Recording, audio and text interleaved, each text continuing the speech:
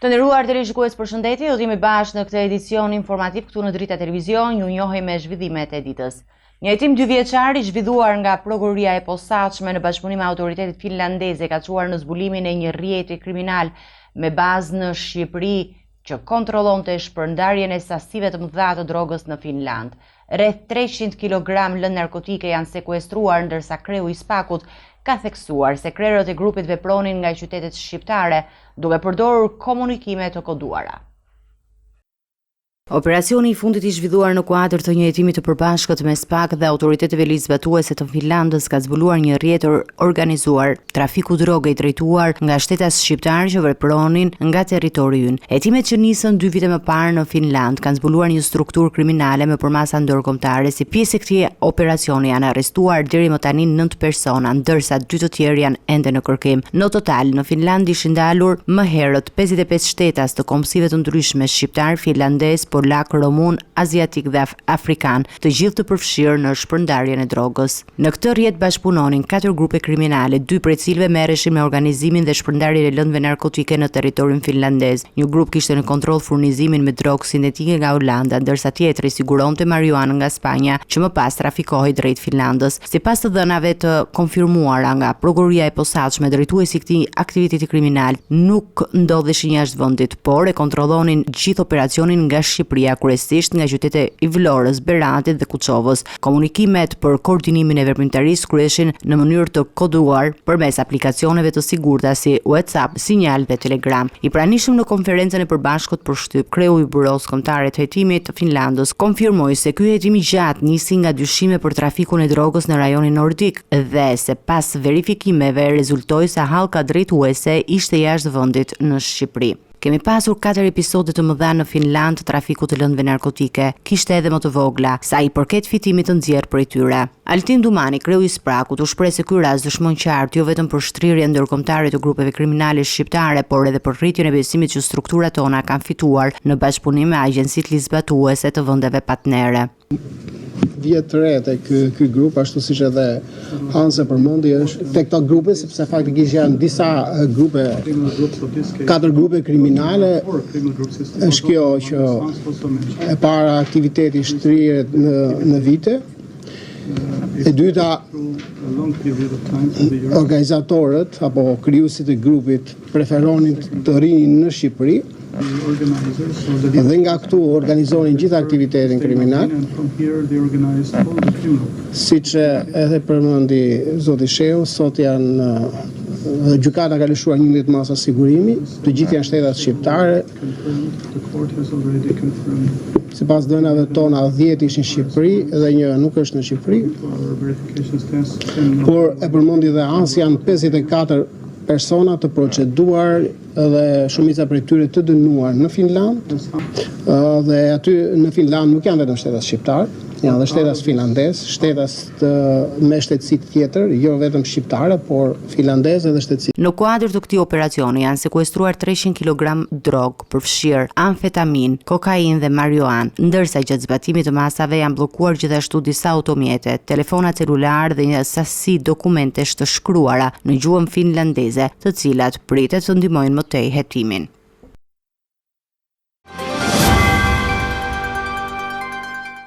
Policia e Fierit godet një band kriminale që merrej me trafik armësh dhe kultivim kanabisi. 4 persona, përfshirë Boran Buzin dhe Qemal Shurdhin, u arrestuan gjatë operacionit të koduar procedimi. Gjatë kontrollit u gjetën dhe u sekuestruan armë zjarri, fishek, mira fara dhe fidan kanabis, si dhe sende që përdoreshin për imitimin e uniformave të policisë. Veprimtaria kriminale e grupit përfshinte disa qytete të vendit dhe furnizim të armëve ilegale nga Kosova. Policia e Fierit ka finalizuar sot një operacion të rëndësishëm kundër një grupi kriminal që merrej me trafikimin e armëve si dhe kultivimin dhe shitjen e kanabisit. Në pranga ran 4 persona, ndërta dyshohet se 2 prej tyre, Boran Bluzi dhe Qemal Shurdhi, ishin drejtues të këtij rrjeti kriminal. Operacioni i koduar procedimi u zhvillua pas një hetimi të gjatë dhe të detajuar me metoda speciale në drejtimin e prokurorisë së Fierit. Gjatë kontrollit të 8 banesave, magazinave dhe automjeteve të personave të arrestuar, forcat e policisë sekuestruan mbi 4.000 fidan kanabis dhe rreth 5.000 fara, si dhe armë të ndryshme zjarri, përfshirë 3 armë automatike dhe 2 armë gjahu. Ndër të tjera, u sekuestruan mbi 600 fishek, 2 radiokomunikimi që ngjanin me ato të policisë, 2 uniforma që imitojnë uniformën e policisë dhe një maskë plastike me paruke. Gjithashtu, u konfiskuan 3 automjete dhe 10 telefona celular që dyshohet se përdoreshin për komunikim brenda grupit. Sipas hetimeve, grupi kriminal kishte krijuar një rrjet të gjiroperimi në disa qytete të vendit, si Fier, Lushnjë, Durrës, Shkodër dhe Kukës. Ata trafikuan armë dhe municione të kalibrave të ndryshme, duke përdorur dhe rrugë të palishme nga Kosova, ku armët futeshin në Shqipëri përmes kufirit të Morinës. Përveç trafikut të armëve, grupi merrej intensivisht me kultivimin dhe tregtimin e kanabisit, duke organizuar të gjithë zinxhirin dhe kultivimin deri në shitje. Në bashkëpunim me njëri tjetrin, anëtarët e grupit siguruan armët, gjetën klientët dhe koordinuan veprimtari kriminale në mënyrë të organizuar dhe të fshehtë. Policia e Fierit po vijon operacionin për kapjen dhe identifikimin e personave të tjerë të përfshirë në këtë rrjet kriminal, ndërsa hetimet janë në vazhdim për të zbuluar të gjitha anët e këtij aktiviteti të palishëm.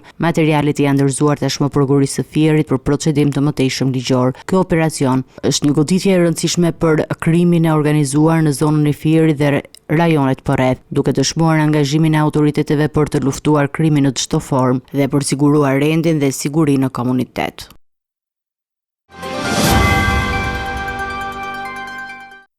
Prokuroria e Tiranës ka kërkuar dënimin maksimal me burgim të përjetshëm për Bledar Jambellin dhe Kristaj Leçin, të akuzuar për organizimin e vrasjes së ish-drejtorit të policisë së Vlorës Artan Çuku.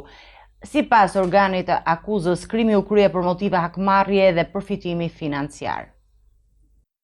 6 vite pas vrasjes së bujshme të ish-drejtorit policisë së Vlorës Artan Çuku, prokuroria e Tiranës ka përfunduar hetimet dhe ka dalë me kërkesë për dënimin maksimal për 2 nga organizatorët e dyshuar të krimit, Bledar Jambelli dhe Kristaj Leçi, të cilët rrezikojnë burgim të përjetshëm për akuzat vrasje punojësve të policisë së shtetit dhe mbajtje pa leje armëve luftarake. Sipas dosjes hetimore, motivi i krimit të ngjarjes ka qenë hakmarrja. Bledar Jambelli dyshohet se në vitin 2012 ishte arrestuar nga policia e Vlorës në kohën kur drejtuesi i saj ishte vetë Artan Çuku. Ai akuzoi për përfshirje të një vrasje të dyfish dhe sipas prokurorisë ka planifikuar eliminimin e Çukut si akt hakmarrje për arrestimin e tij. Për realizimin e këtij atentati, Jambelli ka bashkëpunuar me Kristaj Leçin dhe Mikel Shallarin. Ky i fundit është personi që krijoi ekzekutimin me armë zjarri në 8 prill 2017, teksa Artan Çuku po hynte në banesën e tij në Tiranë. Viktima mori të paktën 8 plumba dhe ndroi jetë në vendngjarje. Mikel Shallari u arrestua pak muaj pas krimit dhe pranoi autorsinë duke bashkëpunuar me drejtsinë. Për këtë arsye ai përfitoi një ulje të dënimit dhe është dënuar me 10 vite burg.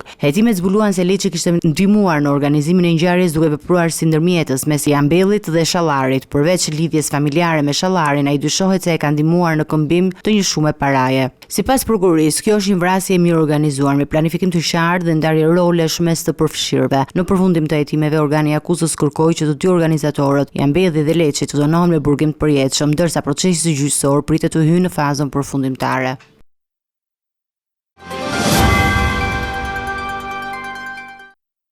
Komisioni i Ankimeve dhe Sanksioneve ka rrëzuar kërkesën e koalicionit Nisma Shqipëria Bëhet për inumrimin e të gjitha kutive në qarkun e Vlorës. U vendos të hapet vetëm një kuti për të verifikuar pretendimet për fletë votimi pa vulë. Nga hapja rezultoi se të gjitha fletët kishin vulat përkatëse. Ndërkohë, një raport përfundimtar nga KQZ-ja pritet të ndihmojë në vendimarrjen për kërkesa të tjera. Komisioni i Ankimeve dhe Sanksioneve ka refuzuar kërkesën e koalicionit Nisma Shqipëria Bëhet për rinumrimin e të gjitha kutive të votimit në qarkun e Vlorës, si pasojë e ankimimeve pas zgjedhjeve të 11 majit. Megjithatë, KAS pranoi të hap një kuti të vetme, konkretisht kutin numër 4494 të KZAZ-s 85 për të verifikuar pretendimet e ngritura për fletët votimi pa vulë. Pas verifikimit rezultoi se të gjitha fletët e votimit në kuti ishin vulat përkatëse, duke hedhur poshtë pretendimin e parë të ngritur nga koalicioni. Por përfaqësuesi i Partisë Demokratike u bashkua kërkesës duke kërkuar hapjen e të gjitha kutive të materialeve zgjedhore për shkak të raportimeve për mungesë fletësh votimi apo për qendra të tëra që rezultonin me 0 fletë pa përdorura. Aktualisht, KAS dhe subjektet politike po presin dorëzimin e një raporti të përpunuar nga Komisioni Qendror i Zgjedhjeve pas kryqëzimit të dhënave të regjistruara në pajisjet elektronike të identifikimit. Vetëm pas këtij raporti pritet një vendim përfundimtar lidhur me fazën e kutive në qarkun Vlorë dhe vlefshmërinë e pretendimeve të ngritura nga partitë politike.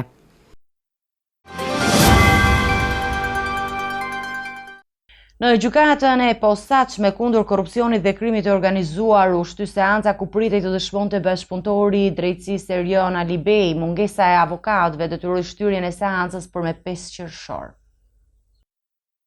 Një pengesë e papritur erdhi në procesin gjyqësor të dosjes së njohur si Plumbi Art, ku bashkëpunëtori i drejtësisë Erion Alibej, i njohur në botën e krimit me Novkën Krymi, pritej të jepte dëshmi të reja para trupit gjykues të gjykatës së posaçme kundër korrupsionit dhe krimit të organizuar. Seanca e planifikuar u anulua për shkak të mungesës së përfaqësuesve ligjor të palëve, një situatë që planifikon rrjedhën e procedurës dhe ka shtyrë për caktimin e një date të re. Gjykata vendosi që seanca e ardhshme të mbahet në 5 qershor, duke shpresuar që të mos përsëriten pengesa të tilla. Në 29 maj të këtij viti, Alibej kishte dëshmuar për herë të parë duke rrëfyer marrëdhëniet e tij me Nureddin Dumani, një tjetër bashkëpunëtor të drejtësisë, dhe duke përshkruar se u shkatruan marrëdhëniet mes bandave kriminale në zonën e Elbasanit, përfshirë edhe episodin e dhunshëm të njohur si masakra e Bradasheshit. Gjatë dëshmisë ai tregoi se konfliktet mes grupeve lindën për shkak të një ngarkese droge, një çështje që kishte shkaktuar tensione dhe mes bashkëpunëtorëve të mëparshëm kriminal. Këto deklarata tashmë janë në fokus të hetimeve të prokurisë së posaçme kundër korrupsionit dhe krimit të organizuar, e cila po verifikon saktësinë dhe implikimet e tyre. Erion Alibej akuzohet për organizimin dhe ekzekutimin e 2 vrasjeve me pramendim, ku viktima janë 2 persona të njohur në botën kriminale, Emilian Ramazani dhe Regis Runaj. Ai është vëllai i Endrit Alibejt, i cili humbi jetën në një atentat mafioz në fund të vitit 2018, një ngjarje që nxiti val hakmarrje në krimin organizuar në vend. Kjo çështje mbetet një nga më të ndjekurat nga organet e drejtësisë, duke pasqyruar përpjekjet e vazhdueshme për të goditur krimin e organizuar dhe për të ndërtuar një sistem ligjor më të fortë në luftën kundër fenomeneve kriminale.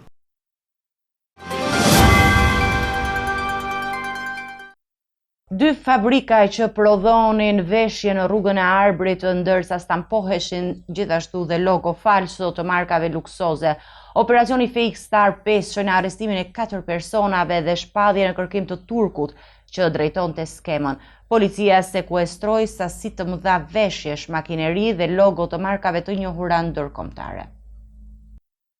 Një operacion i specializuar i policisë së shtetit në zonën e Bratit afër Tiranës ka çuar në goditje një organizate kriminale të përfshirë në kontrabandimin dhe falsifikimin e veshjeve me markat më të njohura botërore. Në 2 magazina të kontrolluara në këtë zonë, forcat e rendit gjetën dhe sekuestruan një sasi të konsiderueshme të rropave të stampuara në mënyrë të palishme me logo të firmave të njohura. Përveç veshjeve, në vendin e ngjarjes u sekuestruan 10 makineri për qepje, printime dhe stampime që përdoreshin për prodhimin e këtyre produkteve të falsifikuara. Nga hetimet e policisë rezultoi se aktiviteti kriminal ishte organizuar nga disa bashk administrator të magazinave si dhe një prej qiradhënësve të tyre. Në total 4 persona janë arrestuar, ndërsa 2 të tjerë, mes tyre dhe djali i një prej pronarëve të magazinave, si dhe një shtetas turk me emrin Ozgan Sulun, janë shpadhur në kërkim. Sipas burimeve nga policia, shtetasi turk konsiderohet si truri i organizatës, duke koordinuar të gjithë aktivitetin e palishëm. Gjithashtu 4 punonjës të tjerë janë proceduar në gjendje të lirë për përfshirje në këtë rrjet kriminal. Sipas informacioneve të marra nga burimet zyrtare, këto veshje të falsifikuara përdoreshin për të furnizuar tregjet në disa qytete të ndryshme të Shqipërisë, duke hedhur në qarkullim në mënyrë të fshehtë dhe me printime të markave origjinale, duke keq përdorur kështu konsumatorët dhe duke shkelur ligjet e pronësisë industriale. Policia dhe institucionet ligjzbatuese vijojnë punën intensive për zbardhjen e plotë të kësaj çështje dhe kapjen e të gjithë personave të përfshirë në këtë veprimtari kriminale, ndërkohë që paralajmërojnë masa të ashpra për të goditur fenomenin e falsifikimit dhe kontrabandës.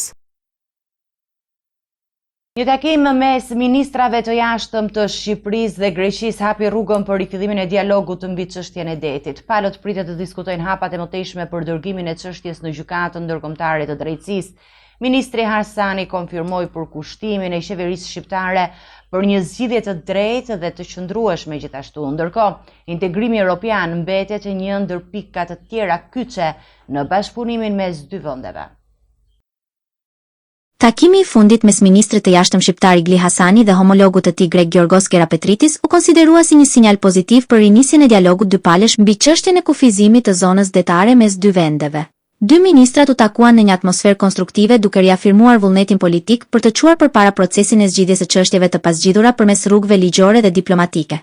Në fokus mbetet çështja e zonës ekonomike ekskluzive, për të cilën është rënë dakord që të dërgohet në gjykatën ndërkombëtare të drejtësisë në Hag. Ky angazhim i marrë që prej vitit 2020 është rikthyer sërish në agjendën e takimeve dypalëshe.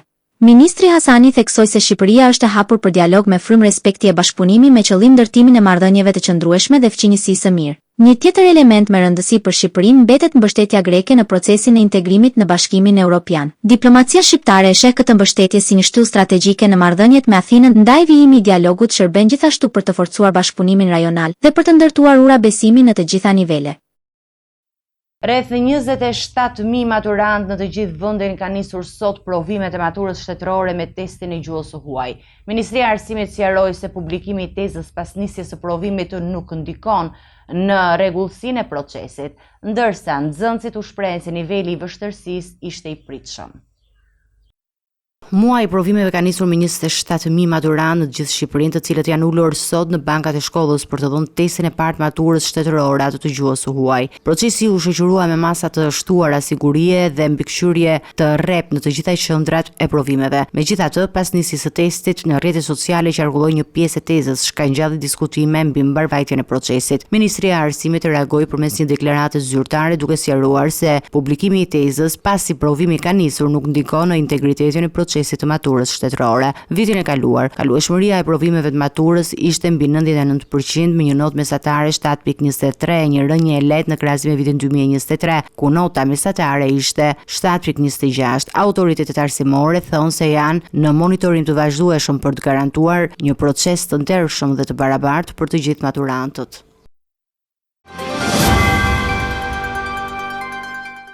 Do të ecim me zhvillimet nga rajoni. Komisioni Evropian ka vlerësuar progresin e Shqipërisë në rrugën drejt Bashkimit Evropian, duke cilësuar vendin tonë si një ndër shtetet më të avancuara në procesin e zgjerimit së bashku me Malin e Zi.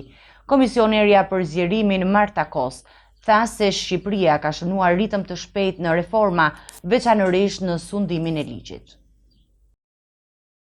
Shqipëria është ndër vendet që po ecën me ritme të shpejta drejt anëtarësimit në Bashkimin Evropian.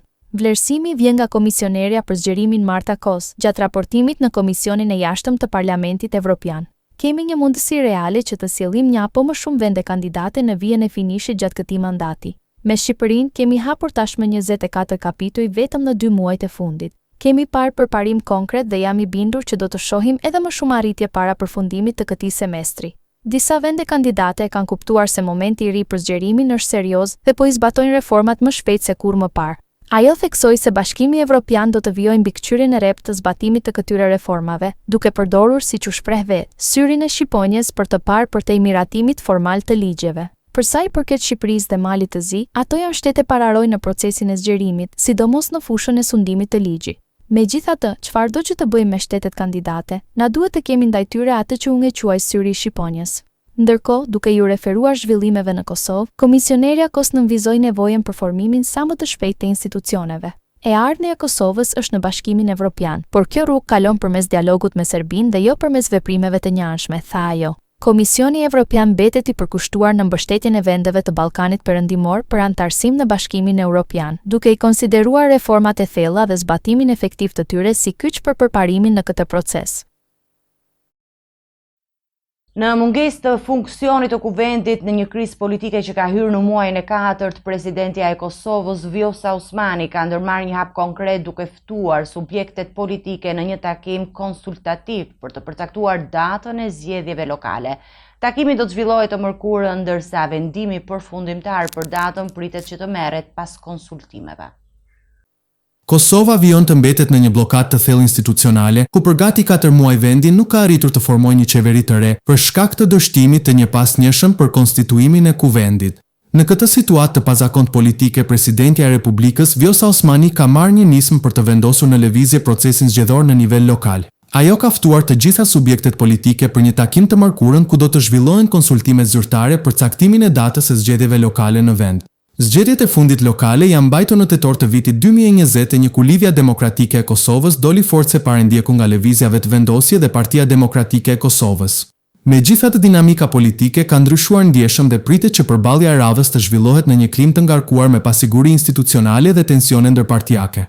Kuvendi i Kosovës ka dështuar 25 herë të njëpasnjëshme në përpjekjet për të konstituar, çka ka pamundësuar krijimin e një qeverie të re pas zgjedhjeve parlamentare. Ky ngërç ka shqetësuar jo vetëm skenën politike vendase, por edhe partnerët ndërkombëtar të Kosovës. Në ditët e fundit, përfaqësuesit e vendeve të Kuintit, Shtetet e Bashkuara Britania e Madhe, Gjermania, Franca dhe Italia së bashku me shefin e zyrës së Bashkimit Evropian në Kosovë janë takuar me kryeministrin në detyrë Albin Kurti. Ata i kanë bërë thirrje palëve politike që të tejkalojnë ngërçin dhe të mundësojnë funksionimin e institucioneve demokratike sa më shpejt të jetë e mundur. Ndërkohë që vendi mbetet pa qeveri funksionale dhe me parlament jo funksional, konsultimet që do të udhëhiqen nga presidenti Osmani pritet të përcaktojnë se kur do të drejtohet populli i Kosovës kutive të votimit për të zgjedhur përfaqësuesit vendor.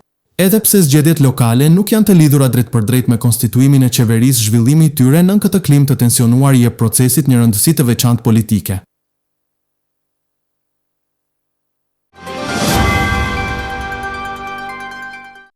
Do të njihemi me parashikimin e motit. Territori shqiptar për datën 4 qershor 2025 do të ndikohet nga kushte atmosferike të qëndrueshme me mot të kthjellët dhe me diell gjatë gjithë ditës. Gjatë pasdites në disa zona kodrinore dhe malore priten vranësira kalimtare, por reshjet do të mungojnë në pjesën më të madhe të vendit. Temperatura minimale pritet të zbresë deri në 10 gradë Celsius, ndërsa temperatura maksimale pritet të arrijë deri në 29 gradë Celsius në zonat e ulta perëndimore.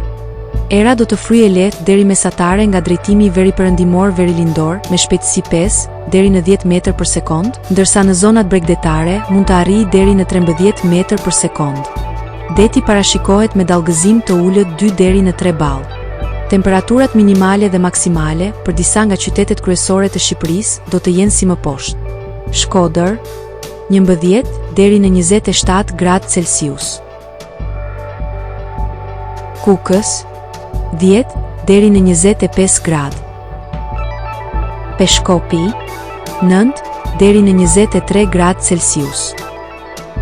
Tiranë, 14 deri në 28 gradë.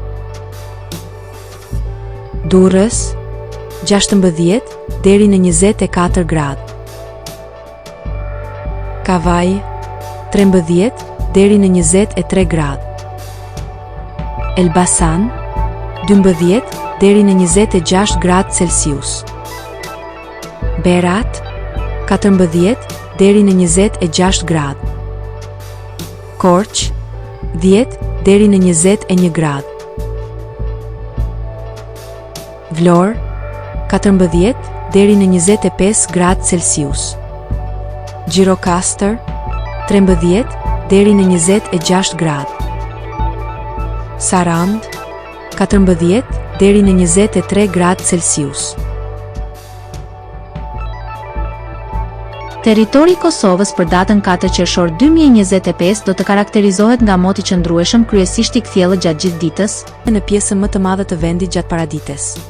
Gjatë pasdites parashikohen zhvillime të lehta vranësirash, kryesisht në zonat veriore dhe verilindore, por pa reshje të konsiderueshme. Temperatura minimale pritet të zbresë deri në 9 gradë Celsius, ndërsa temperatura maksimale pritet të arrijë deri në 26 gradë Celsius në zonat e ulta dhe fushore. Era do të fryejë lehtë nga drejtimi verilindor dhe veriperëndimor me shpejtësi 4 deri në 9 metër për sekond. Temperaturat minimale dhe maksimale për disa nga qytetet kryesore të Kosovës do të jenë si më poshtë. Mitrovica, 8 deri në 21 gradë Celsius. Podujev, 8 deri në 20 gradë. Skënderaj, 8 deri në 19 gradë Celsius. Pej, 9 deri në 21 gradë. Prishtinë, 8 deri në 22 gradë Celsius. Gjakov, 9 deri në 21 gradë. Malishev, 9 deri në 20 gradë. Gjilan, 8 deri në 21 gradë. Ferizaj, 8 deri në 21 gradë Celsius. Kaçanik, 9 deri në 20 gradë Celsius. Suharek, 10 deri në 20 gradë. Prizren, 9 deri në 21 gradë Celsius.